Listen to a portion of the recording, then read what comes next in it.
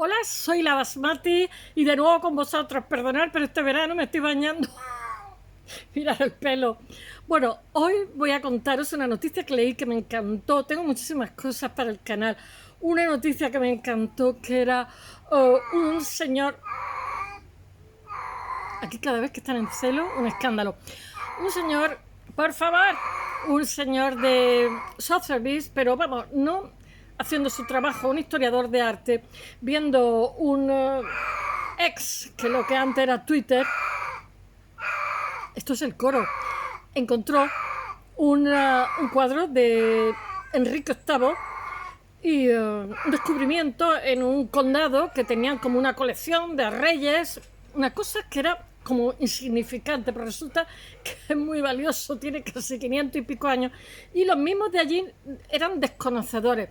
Le llamó la atención porque era el fondo de una fotografía, se estuvo fijando, fue al lugar, lo examinó y bueno, y entonces en arte lo de menos es decir esto es así o es asado de fulano mengano, sino lo hizo fulano, perteneció a tal colección y no se sabe exactamente por qué acabó en ese condado. Ahora lo contaré de forma más ordenada, pero voy a hacer una pequeña reflexión sobre quién fue Enrique VIII, porque Enrique VIII tuvo dos lecturas. Ya sabéis que estuvo casado 6 veces, que se cargó a alguna de sus mujeres, pero en contra de todo esto, Enrique VIII era un hombre altísimo, de 1,92 m, pelirrojo, y era un buen deportista.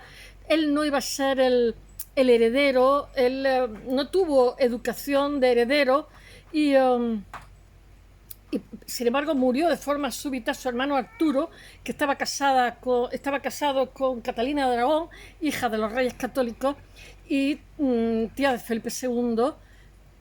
Tía de Felipe II, que era el emperador en ese momento. Sí, era tía de Felipe II.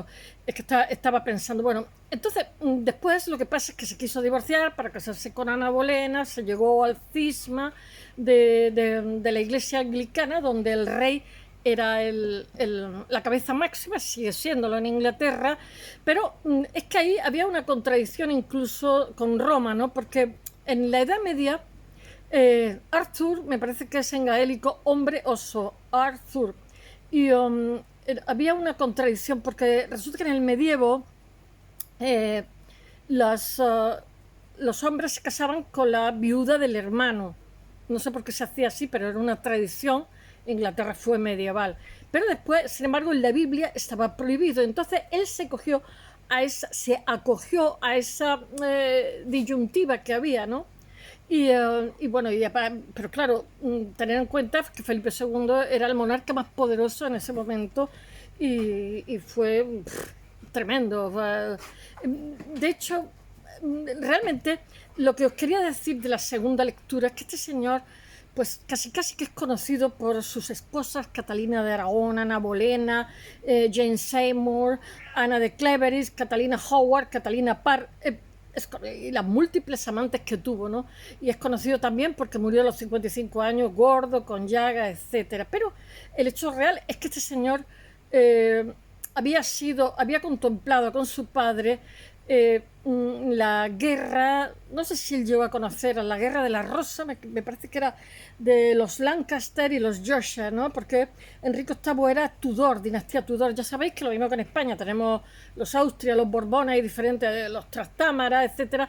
En las diferentes monarquías antiguas de Europa hay también diferentes dinastías, y esta dinastía Tudor. Los ingleses se hicieron 100 años antes la revolución burguesa. Madre mía, yo creo que es la hora del día que cada vez que pongo esto son los ruidos. Hicieron 100 años antes la revolución burguesa, antes que los franceses. Le cortaron el cuello al rey antes que los franceses, 100 años antes. Pero yo no sé por qué siempre están con la edad moderna, o sea, la edad moderna que empieza con la conquista de Turquía, de Estambul por los turcos, ¿no? Y sin embargo, la Revolución Francesa se tiene como, digamos, el cambio de paradigma a una época nueva, y sin embargo los ingleses lo hicieron antes. Bueno, ¿qué quería yo contaros de Enrique VIII, que estoy aquí con mis digresiones? Pues que realmente Enrique VIII es el que pone, como si dijéramos, los cimientos para un Estado nuevo. Él había estado como os he dicho, de la Guerra de las Rosas, que eran unas guerras civiles, porque Inglaterra, o sea, Reino Unido, estaba muy fragmentado del periodo medieval, estaba fragmentadísimo. Entonces, él lo que pasa es que el concepto de Estado, que también lo llevan a cabo los reyes católicos españoles con la expulsión de los moriscos, la unificación de Navarra y Granada, él intenta hacer lo mismo. Entonces le obsesionaba muchísimo tener una descendencia varón, porque no se contemplaba la descendencia femenina, era contraproducente. Una tontería, porque después ya viste que la sucedió su hija católica, cuando ya eran anglicanos, su hija, ¿cómo se dice?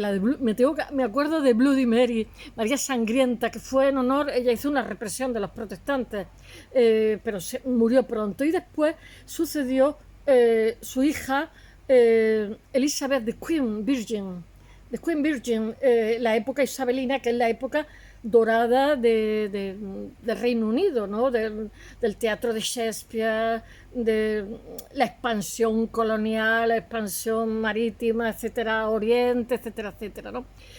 Fijaros que fueron mujeres las que sucedieron en el reino, porque no había otros herederos. Hubo un heredero, pero murió antes. Bueno, pero él le obsesionaba, digamos, procrear un niño, y no hubo forma. Y después estaba también la muerte súbita de su hermano, hizo que mirar a quién tengo ahí, ese es miércoles, hizo que tuviera que tomar el reino de forma precipitada, y de alguna forma él pasó, digamos, de ser deportista a tener un problema con la comida, y entonces con 55 años no es que tenía gota, como tenía también Felipe II, porque comían muchísimo, me parece que Carlos I también la tuvo, muchísima carne roja, y eso provocaba un ácido úrico altísimo, sino que además de eso murió con todo el cuerpo lleno de llagas, una cosa terrible, quizás el karma, pero aparte de eso, lo que quería deciros, su segunda lectura, es que él prepara Inglaterra, o sea, UK, Reino Unido, a que sea un país desarrollado, el país desarrollado que va a ser posteriormente. O sea, crea unas instituciones, a pesar de que hizo también muchísimos disparates, como fue una especie de ley contra la sodomía. Y también otro disparate para mí que hizo muy grande es que al quedarse con todos los conventos, lo que hizo fue pegarle fuego a toda la biblioteca. Y entonces, por ejemplo, hay un cantar de gestas más famoso, que es Beowulf, que un día os tengo que hablar de él, que es excepcional, que está a la altura del Niacid, yo que sé, yo diría que incluso más, o sea, es precioso, fantástico, porque es un canto vikingo, pero que a su vez han leído la Eneida, pero a su vez ha pasado por manos de los curas que lo han traducido. O sea, tiene como muchas manos, y es interesantísimo, que está incompleto por un incendio que hubo en Londres. Entonces, este canto se salvó de milagro, porque debía de haber muchísimo más, pero como quemó todas las bibliotecas de todos los conventos, pues nunca lo sabremos, porque pasaron a mejor vida. Entonces, claro, quemando todas esas bibliotecas, quemaron y se quedó con todos los bienes, ¿no? Hace pocos días estuve leyendo también en Inglaterra, que descubrieron un señor, aprovechando que pues el estar en casa con el tema de la epidemia que hubo, pues se dedicó a arreglar el jardín. Ellos en Inglaterra, el teatro y el gardening, pues son apasionados, ¿no?, de la jardinería. Tienen un clima muy húmedo, que está suavizado por la corriente del Golfo de México, que hace que su clima, a pesar de estar muy arriba, no sea tan duro como el de otros países, como pueden ser los escandinavos, ¿no? Y entonces son muy apasionados de la jardinería. El caso que se puso a arreglar la parcelita que tenía en su casa, se encontró un tesoro de monedas de oro con alguna de plata, que era de la época Tudor, y porque ellos no tienen prohibido en España, tenemos prohibido lo que son los detectores de metales, pero porque cuando esta gente sale con detectores de metal en el campo buscando, digamos, cosas de oro y cosas así, destruyen muchísimos, ¿cómo se dice? Arqueológicamente, hacen una destrucción muy grande de lo que podía ser. Para coger ese objeto, destruyen estratos, no me salía la palabra estratos, ¿no? Pero en Inglaterra no está prohibido. En Inglaterra, como hay un pragmatismo inglés, o sea que si tú descubres algo y es de oro, entonces, digamos, tienes una recompensa económica grande. Y la verdad es que se han descubierto muchísimas cosas, desde espadas antiguas vikingas, tesoros, etcétera. Pero bueno, este señor yo creo que no llevaba ningún, ¿cómo se llama? Creo yo que no llevaba. Él dice que estaba, digamos, haciendo propicia, cambiando la tierra del jardín para que sus plantas y sus flores fueran más bonitas, y entonces, digamos, excavó dentro de lo que es el jardín para hacer una zona más proclive a las plantas, y se encontró un tesoro. Y entonces este tesoro era de las varias mujeres, de 3 mujeres, tenían acuñamiento en su acuñadura, o como se dice, el perfil de 3 de las mujeres de la época Tudor de Enrique VIII, y se pudo datar. Había pero 60 y tantas monedas de oro macizo y algunas de plata.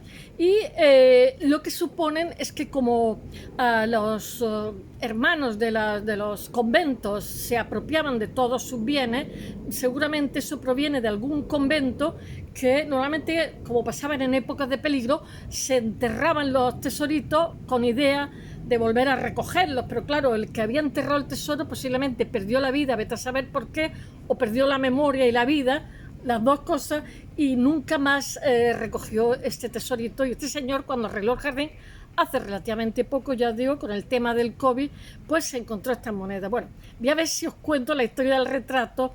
Solo deciros que Enrique VIII sienta las bases, digamos, de un Estado, sienta las bases, digamos, de un país muchísimo más moderno, de un país mucho más interesante que lo que había sido un país fragmentado, medieval, donde los señores feudales, como pasaba en Alemania también, en toda Europa, menos en España, que era musulmana, casi, menos Cataluña y el País Vasco un poco, y un trocito de Asturias. Entonces, que eran muchísimo más avanzadas y más sofisticadas. Pero lo que pasa es que cuando fueron a las cruzadas, digamos, se descapitalizaron estos señores. Y entonces lo que hicieron los monarcas, poco a poco en este periodo del Renacimiento, fue atraerlos, hacerlos cortesanos, porque estos señores feudales tenían más medios, muchísimo más poder que el rey, eran más ricos que el rey, tenían mejor ejército y tal, y era preferible tenerlos amigos que enemigos. Y entonces el rey lo que hizo fue atraerlos a la corte para que formaran parte de su corte, debilitarlos también. Y una de las cosas que hicieron en Europa fue el que todos esos impuestos que iban a parar a Roma, por ser países católicos, a partir de Lutero, a partir de Maquiavelo, etcétera, etcétera, no se destinaron a Roma, que tuvo la explosión del Renacimiento. El Papa pudo ser mecenas de montones de, pues yo que sé, Julio II, la Capilla Sixtina, que eran todos de grandes familias. Entonces, estos países como se estaban constituyendo, porque el Estado nace en el Renacimiento, el nacionalismo es del siglo XIX, es que se confunde un poco. Entonces, digamos, toda esa concentración que estaban intentando tener el poder, o sea, los reyes, todo el querer controlar la justicia, los impuestos y todo eso, en esta época están muy preocupados, digamos, de tener descendencia masculina, de pacificar todas las zonas, de homogeneizar, etcétera. Y esto fue Enrique VIII. Bueno, a ver si os cuento el retrato de Enrique VIII, que han encontrado por casualidad, porque un señor que es, digamos, tasador de Sotheby's se fijó en una fotografía casual, que no se sabe ni de quién. El fondo de la fotografía aparecía este cuadro, que era un famoso retrato del rey Enrique VIII, que además tenía una forma de característica semicircular por arriba, porque estaba confeccionado adrede para ser puesto en una zona de un arco. Pero lo que pasa es que después se quitó de ahí y ya se quedó así. Enrique VIII era el marido de Catalina de Aragón, que repudió en un momento determinado porque tenía una hija con ella, que es su hija María, que después fue reina. Y Catalina de Aragón, hija de los reyes católicos, que la mandaron a Inglaterra a casarse con el hermano Arturo con 16 años, porque se creaban estos lazos matrimoniales para, digamos, tener poder, o sea, ramificar el poder, y que toda la monarquía, eso se ha estado haciendo hasta hace 5 minutos, fueran todos hijos, primos, en fin, parientes. Bueno, este cuadro lo que pasa es que me parece que se hizo en 1590 y se perdió hace muchísimo tiempo, y ha sido redescubierto después porque un historiador de arte, bueno, pero puede ser historiador de arte, yo creo que es que específicamente este señor que trabaja en Sotheby's se dedica a la tasación y específicamente sabe, voy a ponerme luz porque aquí estoy entre luz y sombra, sabe cuando lo vio en la fotografía que era lo que era, porque a lo mejor lo hubiera visto yo yo he hecho arte, pero pues no sé, hubiera pensado que es una reproducción, como podían haber pensado muchísimas personas. Entonces, fue una fotografía que fue publicada en lo que era antes Twitter, que ahora es X, en las redes sociales. Entonces se dio cuenta en el fondo, y el cuadro formaba parte de un conjunto de 22 retratos encargados en la década de 1590 por el tapicero británico Sheldon, no sé qué, Ralph Sheldon. Me suena a Sheldon de Estados Unidos, el físico. Inicialmente lo que pasa es que estuvo colgado en Weston House, que era la casa de Sheldon, en Warwickshire, Warwickshire, pero hoy solamente se conservan unos pocos cuadros de esta colección, y este era uno de los que se habían perdido. Entonces, este historiador de arte que trabaja en Sotheby, que se llama Adam Busiakiewicz, tiene un apellido polaco, porque muchísimos polacos en la Segunda Guerra Mundial emigraron a Inglaterra huyendo del terror del Holocausto, ¿no? Y eran fantásticos, ¿cómo se llama? Sastres. ¡Niña, para! Bueno, él es asesor de la casa de subasta, yo os he dicho, asesor de Sotheby, y de pronto vio la fotografía, ¡qué escándalo! Y se fijó inesperadamente en el cuadro del fondo de la foto que fue publicada por la Warwickshire el 4 de julio. La foto muestra la recepción en el Shire Hall de Barwick, que es un condado a 14 millas, 22 kilómetros de donde el cuadro colgaba en principio, originalmente, que era Weston House. ¡Nena! Bueno, y entonces en un hilo publicado en X, en Busiakiewicz, describe la característica única. Esto fue una noticia que me llamó la atención, pues sabéis que he hecho Bellas Artes. La característica única del cuadro del conjunto de Sheldon, que tiene la parte superior semirredonda, como os he dicho, redondeada, que es lo que le llamó la atención, porque lo mismo que... Ay, ¿cómo se llaman estas telas que hacían? Bueno, te hacían a medida. Las telas, las pinturas, es que no me sale la palabra.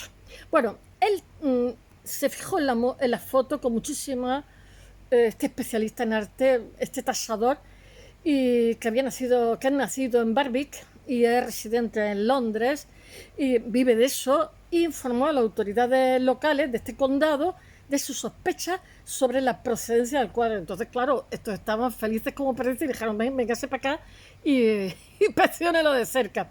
Entonces, el Consejo del Condado de Warwickshire le invitó a que inspeccionara de cerca la pieza que tenían, que él había visto, la fotografía.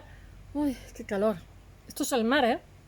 Y que representa a Enrique VIII, ya sabéis, el de las 6 esposas, su legendario apetito, y con un sombrero emplumado muy a la manera de la época, que yo creo que es un poco como de los Países Bajos, cubierto de oro con sus cadenas, y está sosteniendo una espada. Estaba gordo como un chancho, que dicen en Sudamérica. Bueno, el Consejo del Condado de Warwickshire declaró que tras el descubrimiento la obra fue trasladada al Centro de Colecciones Museográficas para seguir investigando, para ver si la corazonada que había tenido este señor era cierta o no. Y aunque algunos cuadros del conjunto de 22 se exhiben actualmente en la National Portrait Gallery of London, en el Eton College de Newood House, muchos otros siguen desaparecidos, como este. Hay bastante. Y actualmente se está investigando cómo acabó este retrato, porque mirad, contra las ventas ilegales de piezas, os he contado muchas veces que las piezas siempre tienen currículum, como las personas han ido de aquí para allá, han sido heredadas, vendidas, en fin, tienen un currículum. Entonces, cuando tú tienes una pieza y no sabes más, es porque las compras ilegalmente, porque no se sabe eso ni dónde ha salido. Bueno, ¿qué puedo deciros más? Pues que este famoso retrato del marido de Catalina Aragón, que después de ser repudiada no volvió a España, se quedó en Inglaterra porque consideraba que era su país, murió de cáncer y el pueblo la quiso bastante, era una persona educada, con clase, etc. Ahora la española, yo aquí defiendo. Este retrato, lo que pasa es que se perdió hace muchísimo tiempo, hace 5 siglos, y ha sido descubierto después de que este historiador del arte diera con él de forma casual en la foto publicada en redes sociales, ya es casualidad, ¿eh? El cuadro formaba parte, como os he dicho, de un conjunto de 22 retratos que se encargaron en 1590 por el tapicero británico Randall Sheldon. Yo creo que Enrique VIII había muerto antes, no sé, tengo que mirarlo cronológicamente, yo creo que muriera antes. Inicialmente estuvo colgado en Weston House, la casa de Sheldon, en Berkshire, como os he dicho, pero hoy solo se conservan unos poquitos de todos estos que fueron de esa colección. Y a los otros se le ha perdido de vista. El historiador de arte que os he contado, el Busiakiewicz, sin apellido polaco, de la casa de Sotheby's, pues inesperadamente se fijó en ese fondo de fotos, porque se dedica a tasar cuadros antiguos, y que se publicó en X el 4 de julio, y realmente lo que era una foto de una recepción en el Shire Hall de Barwick, que está a 14 millas, que son, no sé, 20 kilómetros, 22 kilómetros. La milla es 1500 metros, 1600 metros de su lugar original, o sea que tampoco, porque muchas veces lo que se hacía cuando moría el dueño de algo y se quería sacar dinero, se cogía lo hicieron con los reyes también, porque iban los embajadores españoles a comprar arte, ¿no? Y embajadores de otros países también. Era una almoneda, se ponía a la colección y entonces tú decías, bueno, me interesa este, ¿cuánto? Y compraban, y seguramente proviene de alguna almoneda del coleccionista, el Sheldon esto, que sus sucesores no quisieron continuar la colección y lo vendieron al mejor postor.